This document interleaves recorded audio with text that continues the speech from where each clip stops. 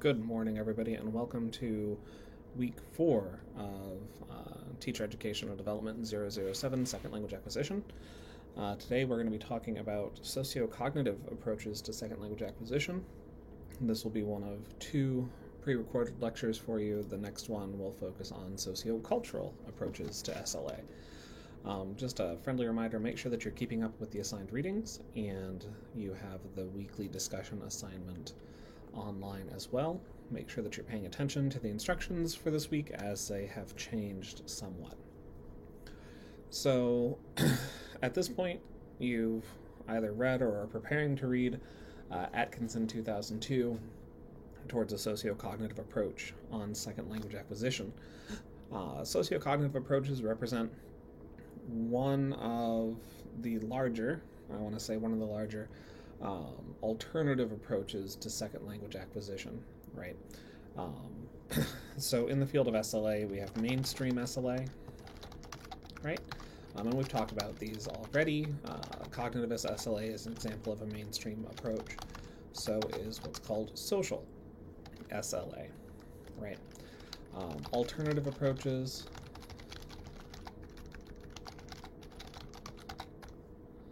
to SLA include things like sociocultural theory, complexity theory, and then, of course, sociocognitive approaches. Right. And you've heard all of these referenced so far in this course, but we'll be looking at them a little bit more over the coming weeks, right? So I want to begin by talking about, well, what really gave rise to the socio-cognitive approach, right? How did we get to the point that major voices in the discipline felt that we needed some sort of alternative to either cognitivist SLA or social SLA? Right, well, to understand that, first we have to take a step back to the late 90s, early 2000s, and what David Block has referred to as the social turn in SLA, right? So really about pre-2000, most dominant SLA theories were largely cognitivist in their foundations and treated the learner as a computer to be programmed, right? And many SLA research projects using this as kind of their underlying assumption, right? We're looking to inform pedagogies that could kind of help in this sort of recoding of the learner's underlying linguistic system. Late 1990s, early 2000s, we start to see individuals like Bonnie Norton Pierce coming onto the scene and writing about identity and investment in language learning, right? We see individuals like Anita Pavlenko starting to talk about issues of gender and access when it comes to language learning and the right to speak. We see individuals like Cynthia Nelson and Stephanie Vandrick starting to come out and talk about issues of sexuality in the classroom, both of the teacher and of the learner, right? And the influences that that can have on second language acquisition processes, right? So this shift in focus in the field away from kind of mental schema and how we influence mental schema for learning towards these social aspects, which a cognitivist approach would call individual difference, right? But a very concerted focus on these social elements and their impacts on second language acquisition began to kind of bubble to the surface, right? And around 1995, 1996, right? 97 even, these were popping up relatively slowly, but we saw them really starting to pick up steam around 2001. And what happened in 2001 is Alistair Pennycook, who is a huge name in the field of SLA, released his book, A Critical Introduction to Applied Linguistics, right? And one thing to understand is that applied linguistics as a discipline can mean a couple of different things. It means a different thing in Britain and in Europe than it does in most of the rest of the world, right? But we can largely understand applied linguistics to be very closely related to SLA, right? And the reason for this is because applied linguistics is that supraordinate category, right? Applied linguistics is the parent discipline to the field of second language acquisition, right? And so in this book, part of what Pennycook was calling for, was first and foremost a more socially aware SLA, right? Something that could account for students' lived experiences and how those impacted things like language learning and teaching. Part of this was because Pennycook was living in large metropolitan areas and in areas that had high numbers of migrant and refugee individuals, right? And so as Pennycook was working with migrant and refugee learners and doing teacher education for individuals that would work with these populations, one of the things that he began to become acutely aware of was how issues like class and race and gender could impact second language acquisition, right? So he issued this call for a more socially aware SLA, and then people like Bonnie Norton, Cynthia Nelson, Anita Pavlenko, and so on began taking this up, right? I should also mention here Ryuko Kubota, who did a lot of work with race and gender, and then also Amy Lynn, who did a lot of work with race and second language acquisition, right? Another key part of this moment, this call from Alistair Pennycook, right, was the fact that we need, both as educators and as scholars, right? Scholars are just people who do the theorizing and the researching, right? Need to be aware of the ideological and political assumptions and biases in our work, right? And this can be traced back to a much larger tradition on critical education going all the way back to the 1960s with the work of Paulo Freire, who you've heard me reference a couple of times now, right? So part of what we get out of Paulo Freire's framework of critical education that Alistair Pennycook then brings into second language acquisition in 2001 is this idea that what we do as language educators is always already ideologically and politically positioned, right? For example, we see certain ideologies kind of embedded or reified in the course materials that we use, right? It was Shardkova and Pavlenko in, 2004, 2005, who were looking at, I believe it was English and Russian language textbooks. And in these textbooks, one of the things that they noticed is that all of the characters in these textbooks that were acting out the dialogues and going through the language learning situations for the students, right, were white, young, thin, able-bodied, and ostensibly middle or upper class because they were studying abroad in each of these textbooks, right?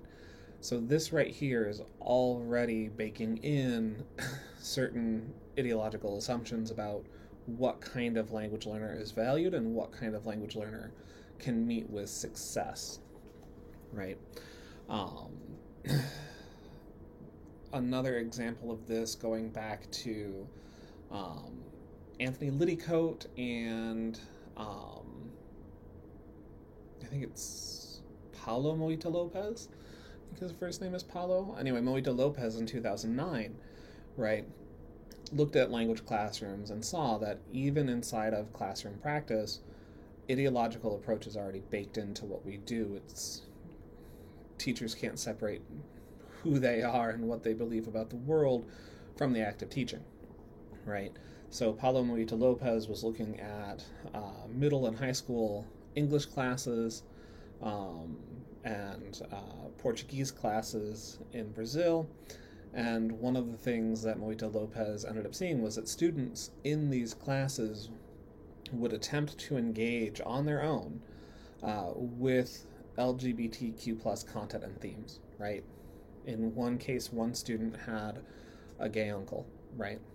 In another case, a student wanted to write a report about a historical figure who happened to be lesbian, right?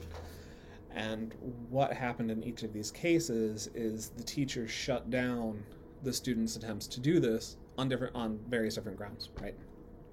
In one case, it was a teacher used classroom management as a reason to say, no, you can't work with this kind of content. You can't deal with LGBTQ plus issues, by basically saying that it was just outside the scope of the assignment. In another case, a teacher said pretty much point blank that it's just not appropriate for the classroom, right? Meanwhile, it's perfectly fine for students to engage with and write reports on straight historical figures, right? Who did similar work to this lesbian historical figure, right? So it was very, very clear that it was sort of an ideological stance against sexual inclusivity that was driving these decisions based on what Movida Lopez was seeing, right? Additionally, the act of teaching and education is also always already political, right? You can just turn on the news to see this now, right? How education has been heavily politicized in the United States. And this is true, I would say, in most places across the globe, right? So Pennycook was saying, since we have to accept the fact that education, teaching, and learning are already always ideologically and politically charged, we as educators and scholars need to take ownership over this and start addressing it directly in our theorizing, in our pedagogy, and in our research. That way we can come to a better understanding of how things like SLA actually work and how these ideological and political realities, and in the modern world, these shifting ideological and political realities might impact second language acquisition, right? So kind of post 2001, 2003, after these books by Pennycook and Block come out, this is where we really start to see a huge explosion in social-oriented work in second language acquisition. We see, it's not an exaggeration, hundreds of articles on issues related to identity and race and social class and gender and sexuality and their connection to second language acquisition come out in the decade following the release of Pennycook's A Critical Introduction to Applied Linguistics and Block's The Social Turn and SLA. And most of these sources will cite these two books as kind of their raison d'etre, right? Their reason for being. Now, through this, we can kind of see how the pendulum has swung from the cognitivist side to the social side. And so what happens in 2002 is Dwight Atkinson writes his article Towards a Sociocognitive Approach.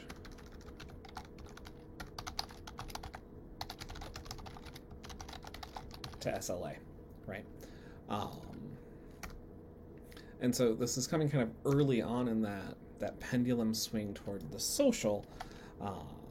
But one thing I will say about Dwight Atkinson, knowing him very well and having worked very closely with him for a number of years, is he tends to be very sensitive towards the direction that the winds are blowing in a discipline. He is very, very engaged in the field of second language acquisition and applied linguistics, and so oftentimes has, in some regards, sort of a prescient sort of knowledge of what's happening in the discipline and where it's going to go. So realizing that the pendulum was swinging towards a more socially oriented SLA and being worried that pendulum would swing too far, as it had with cognitivist approaches beforehand in the 80s and 90s, right? Dwight advances this notion of the sociocognitive approach. And so what the sociocognitive approach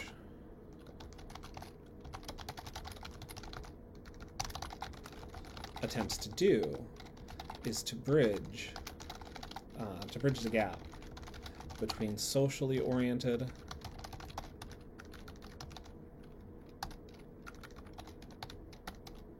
SLA and cognitivist SLA, right? And let me just fix those real quick. There we go. And the way that it attempts to do this is by building a theory of second language acquisition that accounts for how the mind interfaces with one's social world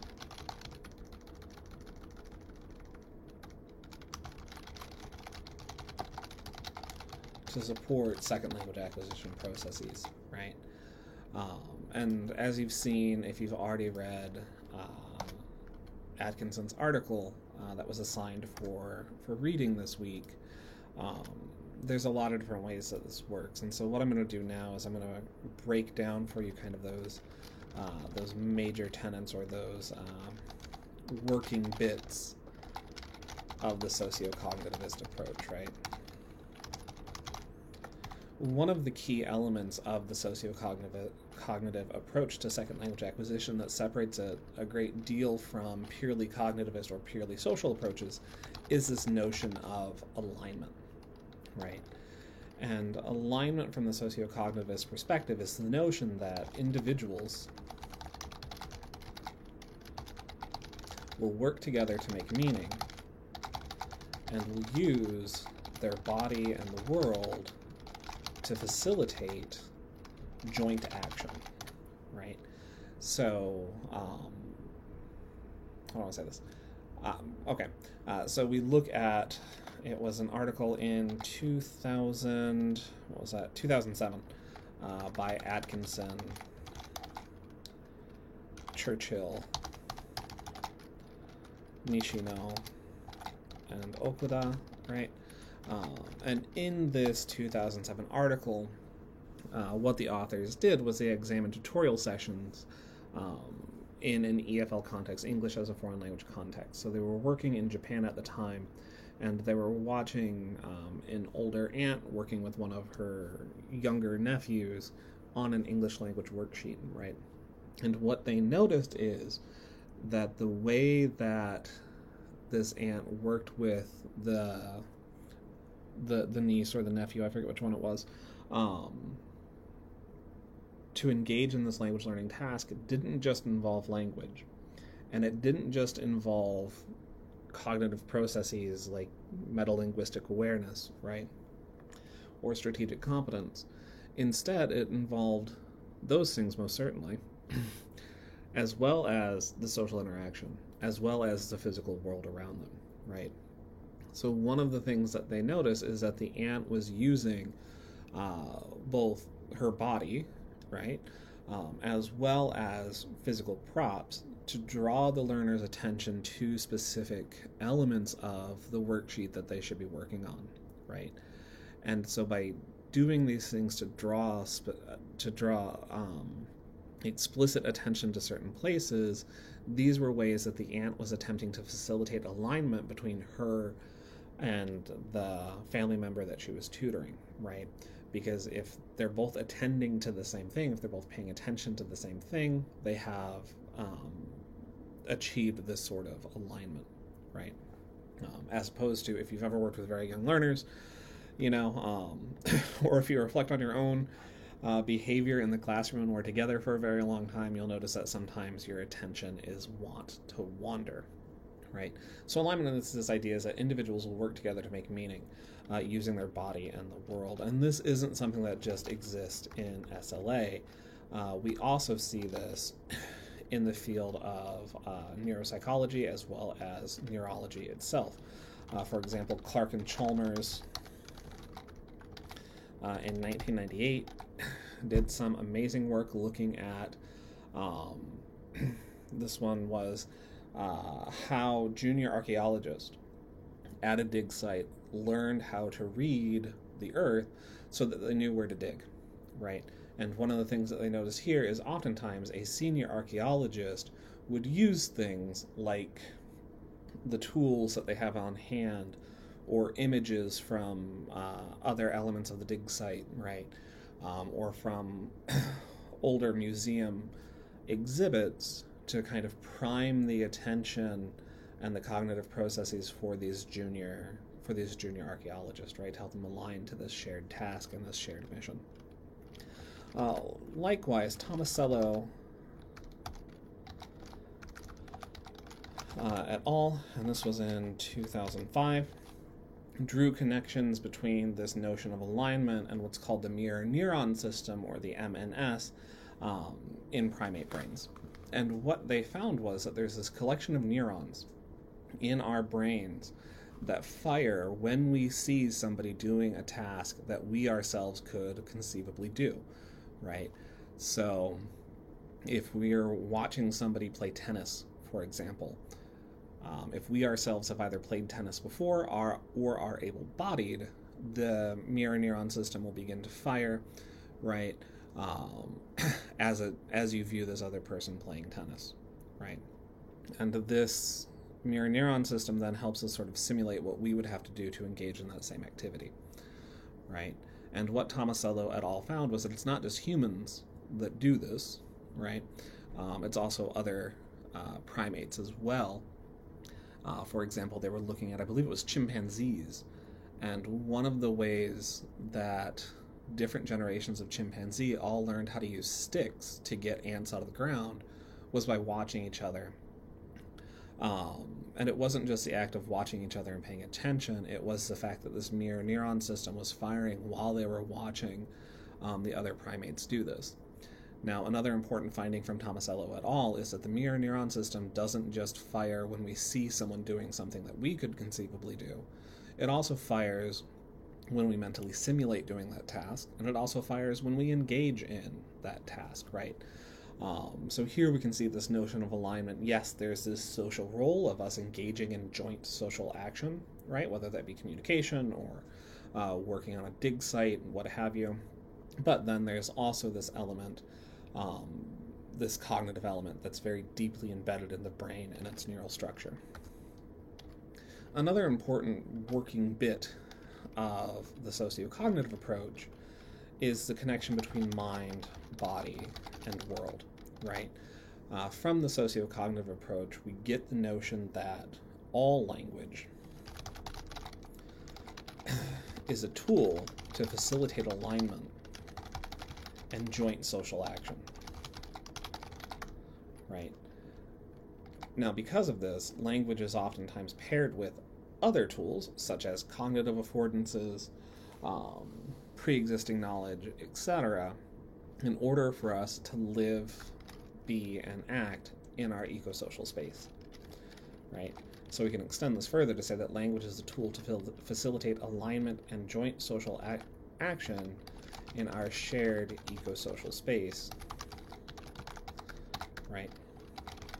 In concert with our other cognitive affordances, right? And a key element of this, then, is instead of viewing the mind and the body and the world as three separate sort of entities, right, that we sometimes use language or bodily action to sort of cross, right? These are three very, very enmeshed elements that work with each other and oftentimes have feedback loops that run across them as well, right? And this was Atkinson 2010 and 2011, where this idea starts to kind of bubble to the surface, right? And keep in mind, this idea of ecosocial spaces is another important element as well, right? An ecosocial space just refers to everything around us, the physical world, right? That we often share with others. Another important element of sociocognivist approaches is the notion of cognitive affordances,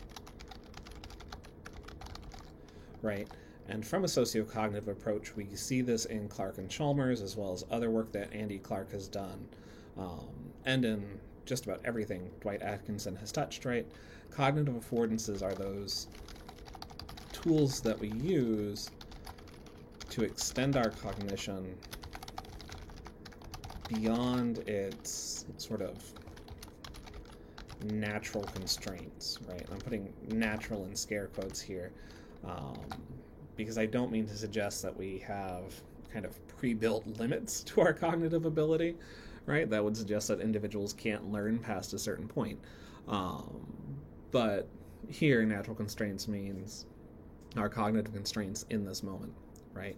So some examples of cognitive affordances would be things like your calendar app on your phone, right? This is something where you're able to offload elements of your cognition and memory into this calendar app. It does this hard work for you. And if you always have this calendar app with you, then that becomes a cognitive affordance, right? That becomes something that helps you kind of navigate the demands of the world around you. Another example of this would be something like notebooks, if you carry a notebook with you everywhere, right? However, our socially significant others can also be a key cognitive affordance in helping us to, again, kind of extend our cognition beyond its natural limits, right? And to fill in gaps in our working memory and in our pre-existing knowledge, right? Through this and through alignment, we can see individuals engaging in tasks that they might not usually be able to complete on their own, right?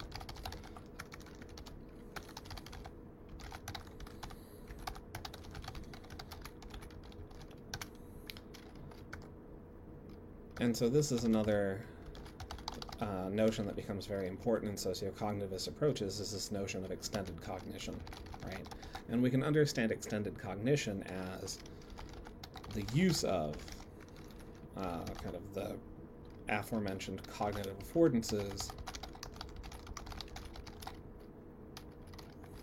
to push our cognition beyond its current limits, to engage in joint social action, to influence our shared eco-social space. Right. So an example of this in cognitive approaches, we talked about kind of activating students' pre-existing knowledge, right? A sociocognitive approach would say, okay, that's the cognitive starting point, but it's only once we get students sharing their pre-existing knowledge and aligning to the shared educational task, right, that we can then activate extended cognition, right? Because now, when students share their pre-existing knowledge, this all kind of becomes part of this shared cognition amongst all members of the class, and other members can pick up that contribution and move it forward, right? So they may no longer be limited to their own thoughts on that, right?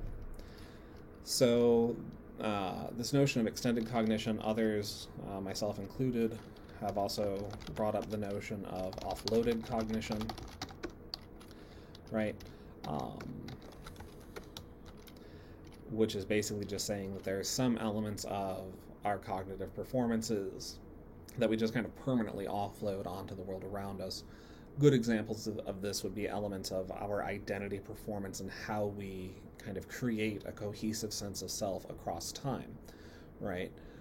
For example, my office at GW does identity work for me, right? It looks a particular way, and it makes a particular identity statement to those that walk into that space. This would be an example of kind of offloading some of that cognition and performance. Right? So these are some of the key elements of a sociocognitive approach to second language acquisition.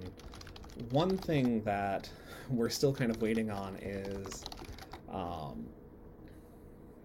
kind of a rigorous analysis of the classroom implications, right? There's been increasing work in the past, I would say probably 7-10 years, to use the sociocognitive approach as a theoretical lens through which to make sense of research findings, right? But now the real question is, well, what do cognitivist approaches mean for the classroom, right? One thing that I think we can see very quickly is that facilitating alignment becomes a key goal of the educator, right? And this is one of the ways that the educator acts as facilitator. They're working to get everybody and their cognitive energies kind of focused on this shared task so that they can work through it together, right? So they can engage their extended cognition and move through what previously might have been called the zone of proximal development, or I+1, right, to help facilitate those second language acquisition processes, right? Another key implication, I think, that we see from this is that educators need to help train students in the strategic use of their cognitive affordances, right? And this is where we start to get into really, really sticky sort of areas, right? In a lot of language classrooms, we don't want students using their phones, we don't want them using their computers, but when it comes to something like a smartphone, especially with younger generations, this is a key cognitive affordance for them. It's something that's always with them, always connected, and always on. And so because of this, it serves as a key component in their extended cognition, and therefore a key component in their second language acquisition journey, right? So to rob students of it in all cases becomes somewhat problematic. Now, the flip side of this is, well, students need to be prepared for when the battery dies or when the internet is too slow, right? So this is where we can then see opportunity to step away from some of these technological cognitive affordances, right? Also, by understanding the key role of the socially significant other in this sort of joint action that's facilitated through alignment, right? Our socially significant other becomes another key cognitive affordance. And this is where we can start addressing issues like negotiation for meaning, right? And strategic competence and turn-taking, things like this. Another key classroom implication is taking pre-existing knowledge, that cognitivist sort of framework, a step further with extended cognition, right? Here, there are some really sort of sticky implications for testing and assessment that we won't get into, but in the day-to-day classroom experiences, it's understanding that inside of this shared eco-social space of the classroom, students who are engaged in learning tasks in this classroom certainly have ready, immediate access to their own sort of bank of experiences and knowledge. But if students are also in a classroom environment where they feel comfortable sharing, right, they also then have ready, if slightly delayed, access to their other classmates' sort of cognitive data banks as well, right?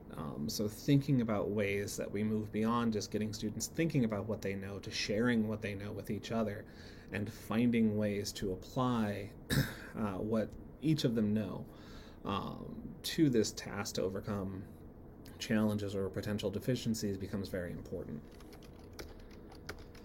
A final key classroom implication before I let you go for now is this notion of embodiment, right?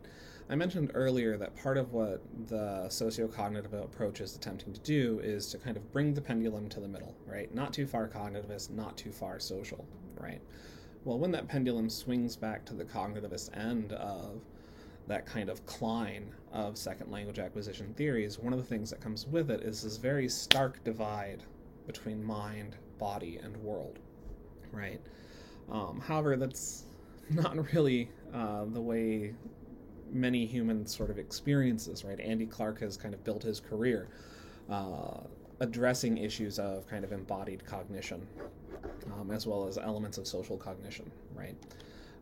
And what we get with the sociocognitive approach is access to this notion of embodiment, right? Which would say things like teaching, learning, doing, speaking, communicating, right, are all embodied actions.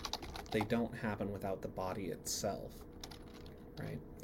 And so then what this means then is that things like gesture become pedagogically salient, right? And there's been a lot of work looking at gesture and starting to try to think of, well, if we have teacher talk, maybe there's teacher gesture as well that can do a better job of facilitating uptake and noticing, right? Or maybe there are gestures that are different across cultures that can cause some issues, right?